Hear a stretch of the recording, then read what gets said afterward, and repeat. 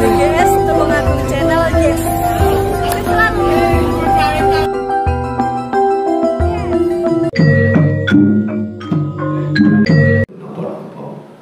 Tapi yang pertama tadi juga ketika ada karantina, terus niki nopo niko seragam meja nabi merah ini seragam merah. Ini juga menggambarkan bahwa menawi buat salah dengar kuyon dandang gulone mantul wonten sikirane Abu Nawas manten wonten lir-ilire Sunan Kalijogo kan ngoten nggih. Jadi luar biasa kita dipersatukan semacam ini itu hanya dalam satu bingkai budaya istimewa gitu. Kalau kita mau apa menika mau nyadari menika salajengipun niki kepahlawanan Surontani ngeten saderengipun kula matur teng ajeng jenengan sedaya ngajeng kula niki nggih wonten HP. Sedaya niku maget mirsani HP. Ketika kita itu melihat HP itu dari arah depan itu akan terlihat bahwa HP itu bahwa HP itu ya 4 persegi panjang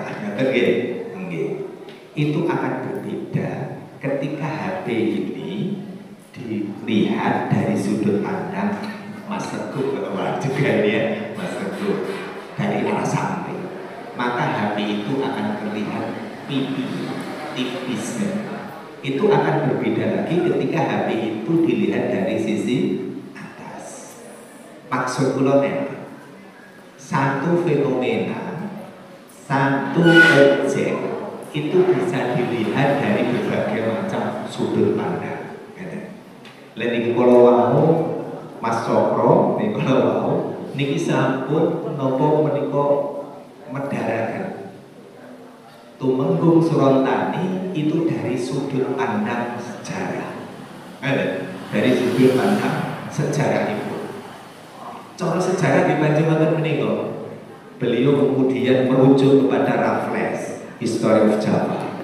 Kemudian beliau merujuk kepada Serat Kondo dan juga Babad Giyanti. Nah, estunipun kula panjenengan sedaya niki dilahirke wonten ing tlatah wonten ing tanah Jawi menika niku patut bersyukur. Keranten napa? Keranten kalau kemudian kita menyingkap dari sisi sejarah niku kawit rumiyin, kawit zaman Tarumanagara, Kalingga, zaman Kadiri sampai Majapahit, sampai Majapahit, kemudian kejayaan Islam masa Demak, kejayaan Mataram sampai sekarang niku sampun kula panjenengan sedaya pinaringan sesambung wa ugi pinaringan bentuk karya yang kemudian tak ternilai harganya. Jadi zaman rumiyin nyuwun sewu, zaman Hindu Buddha niku kamestanan rata-rata niku asmane niku kakawin. Jadi mulai kakawin Arjuna Wijaya, kakawin Mahabharata, Sutasoma, niku zaman Majapahit. Nah, termasuk zaman keemasan Majapahit, amputan tular nganggit Sutasoma menika, inilah yang kemudian dijadikan sebagai semboyan bangsa Indonesia. Bhinneka Tunggal Ika Tanhono Dharma Mangruwa. Niku anggitanipun Sutasoma zaman semanten ketika mencoba menyatukan antara agama Hindu kali agama Buddha pada semanten. Zaman keemasan Majapahit, terus nopo menika rajanipun pada semanten niku Hayam Wuruk, tenang Hayam Wuruk. Nah, kemudian dalam konteks kekinian ketika kemudian diambil alih oleh bangsa Indonesia ini istilah Bhinneka Tunggal Ika ini kemudian mengalami perluasan makna. Jadi Bhinneka Tunggal Ika ini bukan kok namun beda Hindu Buddha bukan, tetapi seluruh agama yang ada di Indonesia termasuk aliran kepercayaan semuanya, bahkan juga tidak hanya agama tetapi perbedaan suku, bangsa, bahasa dan sebagainya. Inilah yang kemudian makna Bhinneka Tunggal Ika itu mengalami perluasan makna yang kemudian sampai sekarang dijadikan sebagai semboyan bangsa Indonesia. Kembali ke Tumenggung Surontani. Niki kula alhamdulillah kalau wau angsal langsung dari keturunan Tumenggung Surontani. Dipun dawuhaken ini keturunan ke-9. Jadi keturunan ke-9. Dengan penjelasan beliaunya Mbak Intan kalau dari penjelasan Mbak Intan kalau ini kemudian saya bisa menarik bahwa Tumenggung Surontani menika panci hidup di masa Sultan Agung. Keranten nopo? Keranten Mbak Intan itu keturunan yang ke-9. Terakhir yang ke-9. Gampangannya ngeten Bapak Ibu. Ketika kita itu ingin menghitung keturunan keberapa, kemudian tahunnya kisarannya berapa, niku gampangannya ngeten. Sak keturunan ini gampangannya ngitung niku 50 tahun. Sehingga kalau turunan ke-9 itu berarti 450 tahun. Coba dengan itu 400 kurang lebih 400-an. Itulah zaman Sultan. Ini berbeda dengan sementara ada tulisan yang mengatakan bahwa Tumenggung Surontani itu datang ke Wajah ini di tahun 1789 sampai 1826. Ada tulisan semacam itu ya. Nah, dikuatkan lagi dengan aspek sejarah kolonial. Jadi ada apa menika serat kondo, dan serat kondo. Dan ini yang pertama. Yang kedua, saya sesungguhnya ingin memaknai tentang Surontani kolonial. Dan saat ini tentang mana Surontani itu sendiri. Sehingga kalau mau diatur ke Pak Bopo Wawan, kalau mau dari Bopo Cokro ya, Bopo Cokro niki dari sudut pandang sejarah barangkali gitu. Kalau saya barangkali niki dari sudut pandang filsafat, lebih pada dari sudut pandang filsafat. Ketika Tumenggung Surontani itu kemudian harus sampai ke Wajah, ke telapak timur, sampai ke Wajah, dan difahami karena Tumenggung Surontani itu adalah mampu mengubah hutan menjadi perkampungan. Hutan menjadi perkampungan. Ini sesungguhnya bermakna bahwa yang namanya Tumenggung Surontani itu kalau dalam konteks kekinian bisa difahami sebagai Menteri Pertanian. Termasuk kata Surontani itu sendiri. Artinya mampu mengubah dari tanah yang tadinya itu tidak produktif, ini menjadi tanah yang produktif. Tanah yang produktif. Jadi sewaune niku nggih jin priprayangan, ngoten nggih jin priprayangan. Kemudian diundi oleh jin priprayangan dan kemudian bisa dikalahkan itu dan kemudian diubah menjadi perkampungan, ya sekaligus otomatis di situ ada pertanian. Nah yang menarik estunipun dalu punika niki dipandhingani dening panjenenganipun Insinyur Kriston, Sukriston. Ini dibandingkan bahwa malam hari ini kula panjenengan sedaya menika estunipun ugi mengerti yang pertama, mengerti grebeg Pancasila dalam pengertian mengenal kemudian memperingati lahirnya Pancasila 1 Juni. Itu dengan 1 Juni. Nah bertepatan dengan itu kemudian wonten ing desa Tanggung menika dipandhikani dening panjenenganipun Bapak Sunyaman mugi-mugi dadi wakil bupati. Mugi-mugi. Kok sampai wonten artinya nggih. Jadi dibandingkan dengan panjenenganipun ini mencoba menawarkan rumusan baru model pertanian yang didukung dengan budaya. Rangkulannya ini budaya, rangkulannya budaya. Supaya apa? Nek sing jeneng budaya niku iso ngrangkul kabeh wong. Napa kemawon kepercayaane? Niku nek sing ketemu ning budaya niku mesti ketemu. Artinya bisa dari sini.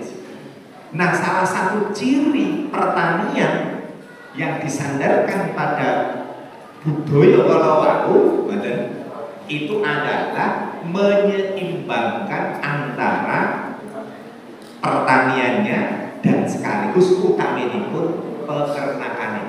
Kalau ketika terjadi kesenjangan antara pertanian kalian peternakan ini mesti jomplang. Nyun sewu, sekarang itu aja jomplang. Nyun sewu sekarang nyun sewu. Jadi kan kalau ditanya sekarang itu bahan pokok yang merasa lebih mahal nih saat ini antara beras kali ternak niku coron jenengan. Niku saat ini larang apa nih? Larang beras. Larang beras. Artinya apa? Artinya di sini berarti nopo menika sisi pertaniannya niki sing rada kendor. Lha kenapa kendor? Niki nyun sewu, tapi ini kan nggih pun ganti memang pun berlaku nggih nyun sewu. Kecenderungan 10 tahun kemarin, 10 tahun, 5 tahun yang lalu, 10 tahun yang lalu itu ada kecenderungan pilih nyun sewu sing jeneng bengkok niku dialih fungsikan menjadi destinasi wisata. Nah, dengan kebijakan semacam itu nyun sewu ketika kemudian dilakukan oleh banyak desa, ini coba kita kalau penjalan sejauh keningan berapa hektar sawah yang tadinya itu produktif untuk bahan pangan, untuk beras, nggak tapi kemudian alih fungsi menjadi destinasi wisata. Sesaat it's okay, sesaat nggih. Jadi destinasi itu jeranyar apa yo pengunjungnya angkat. Tapi begitu 2 bulan, 3 bulan, setengah tahun, apalagi sudah 1 tahun, ini sepi mana? Sepi, bukan sepi. Karena apa? Sifatnya manusia itu bosenan. Betul? Sifatnya manusia itu karena bosenan. Sing ora bosen apa coba? Sing ora bosen itu jenengan dahar nasi. Sapa sing wis dahar, wis bosen dahar nasi coba? Boten enten jenengan. Boten. Tapi umpama kok jenengan boten, boten teng destinasi wisata boten napa-napa. Tapi nek jeneng karo nasi, karo sego iki kabeh bisa demen. Lah ini jadi persoalan. Nah, maka kemudian kita memang berharap dengan acara Dalu Menika ini mencoba mengangkat kembali sisi pertanian. Ini kalau yakin, kalau percatus ini musim mandekane insinyur loh, kan insya Allah sakit. Nah ini yang pertama. Kemudian yang kedua, saya sesungguhnya menghindari perdebatan tumenggung surun tadi itu. Ini janjane wajar apa tanggung? Ada maksudnya kita wajar apa tanggung? Nah saya dua-duanya karena sungguhnya tumenggung surun tadi itu 1, 2, 3, 4, 5 kan sampai kan berlanjut kan artinya dua-duanya ada. Nah saya menghindari perdebatan itu. Saya mencoba menghindari perdebatan. Yang penting bahwa ketika ada tumenggung surun tani, ini hal penting dari sudut pandang mistik. Nyenzel. Dan ini diyakini, diimani, dipercayai oleh hampir semua warga. Hubungannya Tumenggung Surontani itu dengan macan putih. Gitu. Setiap pirsa niku to macan putih.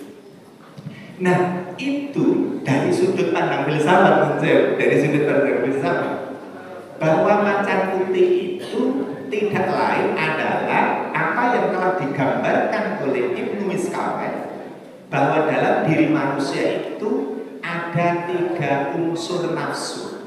Ada 3 unsur nafsu. Nafsu yang pertama itu disebut dengan nafsu bahimiyah. Nafsu bahimiyah, nafsu kebinatangan. Atau kalau orang Jawa itu nyebut niku apa niku kewan mamah biak itu lho. Kewan mamah biak. Napa? Wedhus, sapi. Napa rek? Kebo, ngoten nggih. Dadi gaweane mangan wae ora duwe isin, wadah turu ora duwe isin, menangi dhewe. Niku bahimiyah, nafsu bahimiyah. Lah ingkang nomor kali ini yang menjadi domain dari napa menika legenda, sejarah dari Tumenggung Surontani itu adalah nafsu yang kedua yang disebut dengan nafsu syaburiyah. Nafsu syaburiyah itu adalah nafsu kebuasan.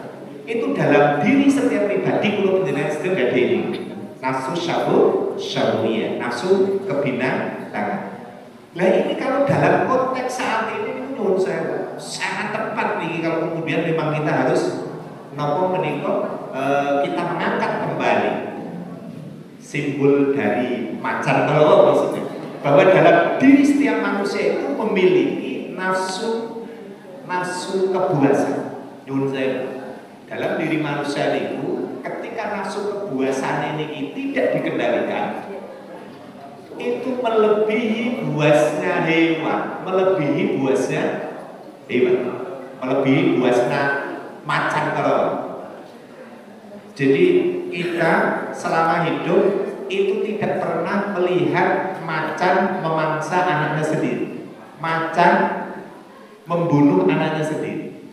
Tetapi menurut saya menungso niku kadung nek buase, sifat buase niku tidak dikendalikan. Anak mateni wong sepuh, wong tua mateni anak. Wonten apa mboten iki? Kathah wong Jawa kathah saking mantepe niku, saking mantepe. Ini menunjukkan bahwa ternyata dalam diri manusia itu yang namanya nafsu kebuasan kalau harus dikendalikan. Supados napa? Supados nafsu kebuasan kalau beralih menjadi asyajarah, sifat asyajarah, sifat keberanian. Jadi menurut saya Pak Polisi, Pak Tentara ini bukan apa nafsu buasnya kalau bukannya dimatikan tetapi dikendalikan sehingga yang muncul adalah keberanian. Nah, Tumenggung Surontani ini mampu menaklukkan macan kalau maksudnya simbolnya ya. Apakah macan itu dibunuh? Boten. Oleh Tumenggung Surontani, apakah macan itu dibunuh? Tidak dibunuh, tetapi ditaklukkan. Supaya apa? Supaya dalam diri pribadi warga bangsa Indonesia itu memiliki syaja'ah, memiliki keberanian. Keberanian untuk apa? Keberanian untuk mengusir penjajah. Jangan salah untuk mengusir penjajah. Nah ini apa menikah di antara nilai yang terkandung di dalam kepahlawanan Tumenggung Surontani. Yang terakhir bahwasanya Tumenggung Surontani dari Mataram sana ini kemudian disuruh ke mana? Disuruh ke Wajah mengubah hutan belantara jadi pemukiman. Ini sesungguhnya menggambarkan bahwa tiang berjuang, orang berjuang itu harus hijrah. Itu maknanya bahwa orang berjuang itu harus hijrah. Nah, hijrah itu sendiri bermakna dua, bermakna lafzi dan bermakna sifat. Bermakna lafzi itu ngeten maksudnya berjuang nih. Bermakna lafzi itu maknanya bahwa kita itu berjuang ya harus keluar dari negeri, dari kampung kita sendiri. Nyun saya Pak Cokro ini udah aslinya satu Trenggalek, tapi berjuangnya kemudian di Malang, Pulau Piyambak saking Madura, dan kemudian Tulungagung. Pulau yakin Pak Polisi dalamnya asli itu namanya ini. Oh aslinya ini, tapi kamu kayak gini ya? Oh buatan. Artinya keluar dari itu kan secara tetapi yang lebih penting adalah berjuang hijrah kalau mau secara sifati. Sifat ini itu dari sifat-sifat sing angkara murwa, sifat sing napa kalau wau, sifat bahimiyah kalau wau niku kudu tetep terus diperkenapa menika kudu dikendalikan, nafsu syahwiyah yang kudu dikendalikan. Lah napa sing mengendalikan? Ingkang mengendalikan boten sanes menika nafsu annatika. Namine nafsu annatika. Jiwa berpikir. Kanthi jiwa berpikir niki menungso niku waget bijaksana. Mila filosof barat itu kalau ditanya tujuan berfilsafat itu apa? Ingin menjadi orang yang bijaksana. Niki beda kan wong Jawa. Nek wong Jawa tidak sekedar bijaksana, tetapi orang Jawa itu dalam berfilsafat niku mudika sampurna. Jadi tidak sekedar menjadi orang yang bijaksana, tetapi mudika sampurna. Balik maknane jero. Kula yakin sing rawuh iki jane insune wis paham kabeh niku. Mudika sampurna. Niku insyaallah niku luar biasa nih. Nah, ketika kalau jiwa kebinatangane iso dikendalikan oleh akal budi kula panjenengan sedaya niki melahirkan sifat ingkang sae ingkang arupi ifah. Ifah niku arupi kesucian diri. Jadi sing maune ora gelem ngalah dadi ngalahan, sing maune menangi dhewe ya gelem ngalah kalau sing maune ora duwe isin dadi duwe isin. Lajeng dari sifat apa menika syahwiyah, nafsu kepuasan kalau ketika dikendalikan dengan akal budinya akan melahirkan yang disebut sebat asy-syaja'ah kalau sifat berani, lajeng sifat berpikir kalau niki kan dipun mestani hikmah utawi bijaksana. Ketika niku sampun tergapai, sudah ada dalam diri setiap kita, maka itulah yang disebut dengan keutamaan berupa keadilan. Jadi yang namanya keadilan itu saat dalam diri pulau panjenengan sedaya mampu mengendalikan kebinatangannya, kebuasannya dikendalikan oleh hikmah kalau atau akal budi pulau panjenengan sedaya. Nah niki insyaallah mungkin apa yang telah diajarkan sekaligus yang telah diwariskan oleh Tumenggung Surabaya ini terus bisa kita kita terima dan kita amalkan sehingga kula panjenengan sedaya niki napa menika waget bener-bener cocok kalian cita-citanipun bangsa Indonesia menika waget dados baldatun thayyibatun wa rabbun ghafur. Barangkali niku ingkang kula waget kula aturaken kirang langkung pangapunten Allah maafi ila thoriq. Assalamualaikum warahmatullahi wabarakatuh. Kita berikan aplaus yang meriah. Terima kasih penjelasan atau paparan yang disampaikan oleh Mas Joko Wibowo disambung oleh Bapak Teguh telah selesai. Saksikan terus BGS Tulungagung Channel. Yes. Jangan lupa like, comment, and subscribe di YouTube ini.